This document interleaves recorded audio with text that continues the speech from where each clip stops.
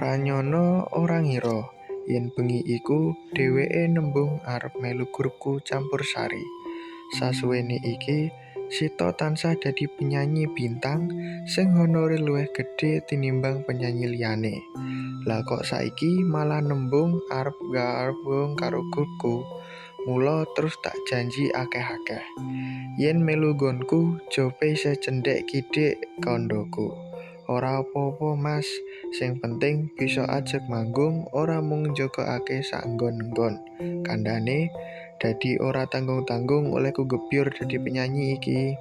Pancen ngono ya dik, nek wis gelem dadi seniman, ya aja tanggung-tanggung, mesisan oleh go publik. Kandhaku maneh nggunakake istilah go publik, embuh trep embuh ora. Nanging yen aku oleh job karo grup liya, ya aja mbok cincang, wong aku iki duwe nyawa, kandhane nglucu. Hahaha, ora, sapa sing wani nyincang Dik Sita? Wong selagine nyawang bae nyolong-nyolong. Sita nyaplek lengenku, sir atiku kumesar. Jebul Sita iki gelem diajak guyon.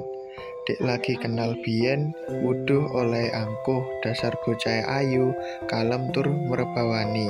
Nganti aku karo kanca-kanca liyane padha ngajeni lan ora wani ngajak geguyonan.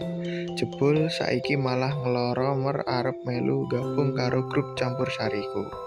Tiwas kebenaran iki batinku. Dasare kene ya lagi milang-miling golek tanding lenjer kuning. Kok iki ana widodari ngejawantah nelakake pepinginane arep melu gabung. Ora usah nyogok, ora usah sebesel, lamarane tak tampa. Wiwit dina iku dheweke dadi penyanyi tetap grup campursariku. Kejaba yen oleh order saka grup liya, dheweke uga tak wenehi kebebasan kena milih endi sing arep dilakoni. Yen barengi rombonganku uga oleh tanggapan kari endi sing luwih dhisik. Nanging sasuwene iki dheweke mesti trima melu grupku. Embuh jalarane mangka honore mesti akeh yen melu grup liya. Mula anuju sawijining dina perkara kuwi dak takokake marang Sita. Coba kepriye mengko wangsulane? Ora to Sit, yen oleh job bareng kowe kok mesti milih kene. Mongko yen melu grup liya kowe rak kesempatan nutuk rega. Pitakonku wiwit jagani isining atine. Sita mung mesem ngujiwat, ora ndak mikir dawa dheweke nuli wangsulan.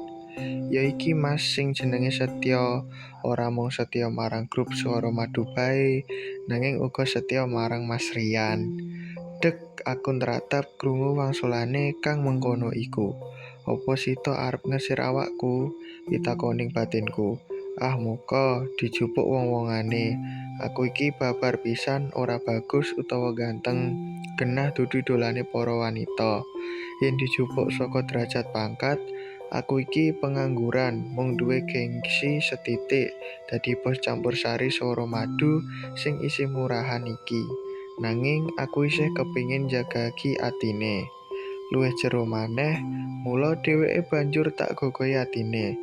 Lho, kok Dik Sita iso kandha ngono? Tulus lair batin apa mung laire tok? Terserah situ, aku iki isih dipercaya apa ora.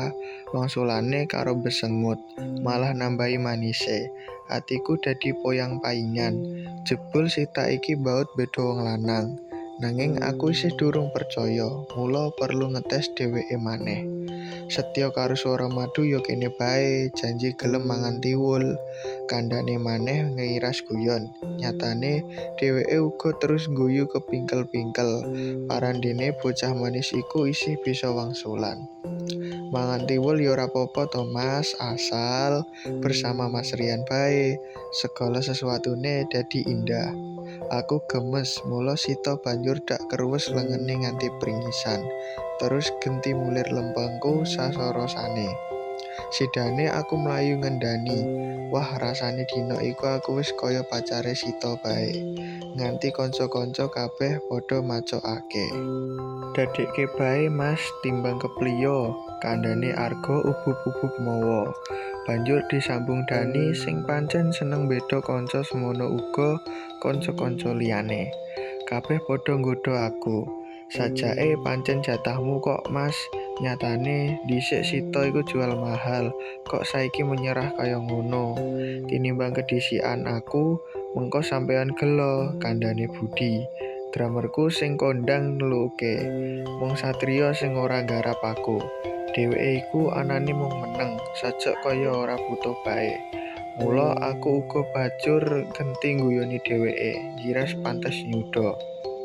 Rasa isinku dibeda kanca kaya ngono iku, wong sirku arep tak gathuke Satriya kuwi soale meneng-meneng sajae kok nggagas Sita.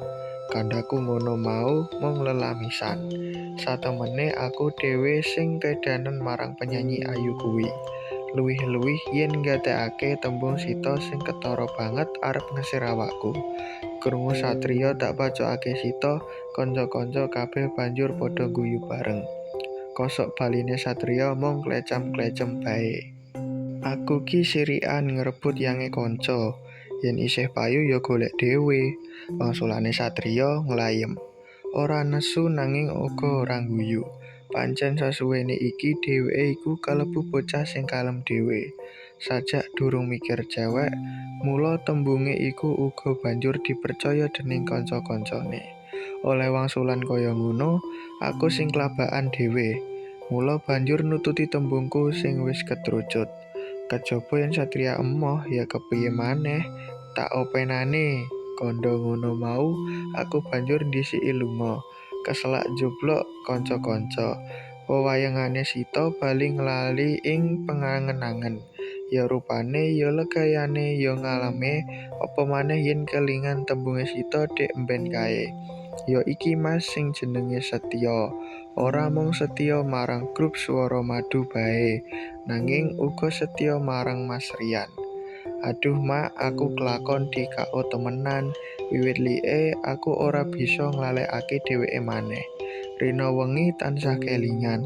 Aku banjur kerep nglamun mbayangake saupama Sita sida ngarepi awakku iki. Kayane rak mlumpuk, aku banjur kelingan senggokan lelakon sinom parijata kae. Sing lanang seniman, sing wadon seniwati. Kayane mlumpuk, aku banjur mesam-mesem dhewe kaya wong gendeng. Nyatane aku pancen wis kedanan temenan karo Sita. Wiwit Sita mlebu dadi penyanyi tetap, grupku Swara Madu dadi laris dadakan. Sasi sing kepungkur bae, meh saben bengi pentas. Aku uga banjur bisa mipik-mipik, kendaraan sing maune isih nyewa, saiki wis bisa tuku dhewe.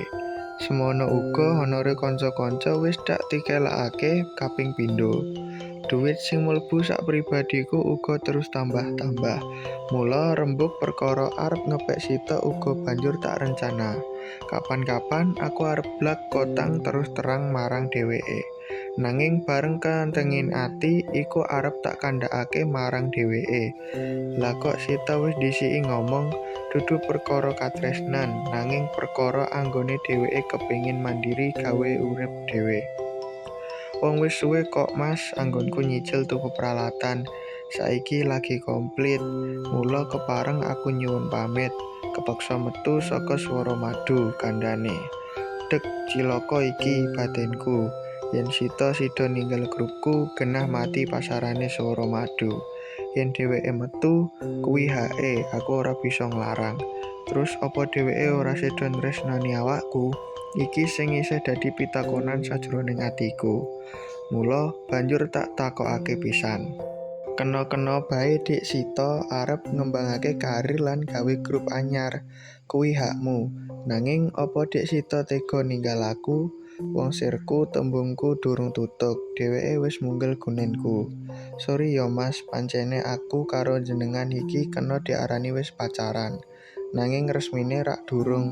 Saleh Mas Rian ora enggal ngendika, mula aku kepeksa. Hehe maaf Mas, aku ora bisa matur.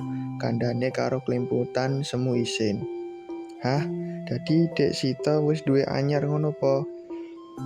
Sita ora wangsulan. Penyanyi ayu iku mung klecam-klecem ngregetakke. Sawise ngono, dheweke banjur pamitan lan njaluk pangapura yen ana kaluputane sasuwene dheweke gabung karo grupku. Aku kepeksa ngeculake bintangku tanpa bisa nggondheli. Sorene banjur tak anakake rapat kerja karo kanca-kanca bakuning rembug perkara metune Sita saka Swara Madu. Kabeh padha getuni metune Sita. Mung satriya dhewe sing sajak ora peduli marang perkara iku. Mula kanca-kanca banjur padha muni-muni nyalahake satriya. Kene iki sing paling ganteng mung satriya, nanging dheweke ora gelem guyon-guyon karo Sita. Mesti bae bocahe ora kerasan, wong ora digawe karo satriya. Jaka bodho dicepaki panganan mung disawang bae. Wis saiki wis gak ana sing disawang-sawang. Kabeh padha nyalahake satriya, ora ana sing wani nyemoni aku. Kosok baline satriya mung kalem bae, ora serik ora apa. Dheweke menyat banjur mangsuli protes kanca-kancane iku.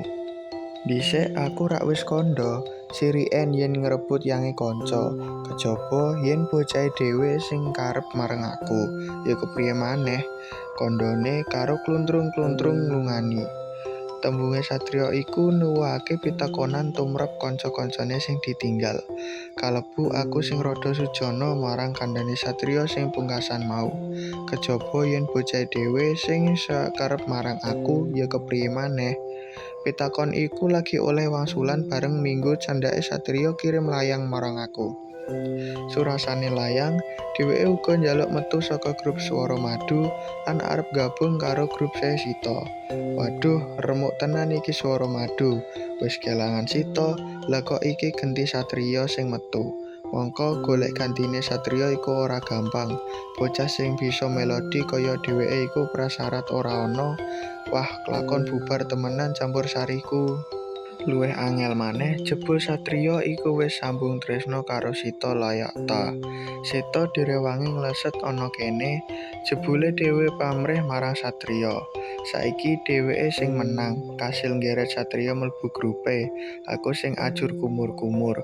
Grupku ambar, Sita ucul, seprene aku isih anyel yen kelingan tembunge satriya. Aku iki sirikan ngrebut yange kanca. Nyatane kaya ngono. Swara Madu remuk rempu, gek Sita sida didago satriya. Apes-apes.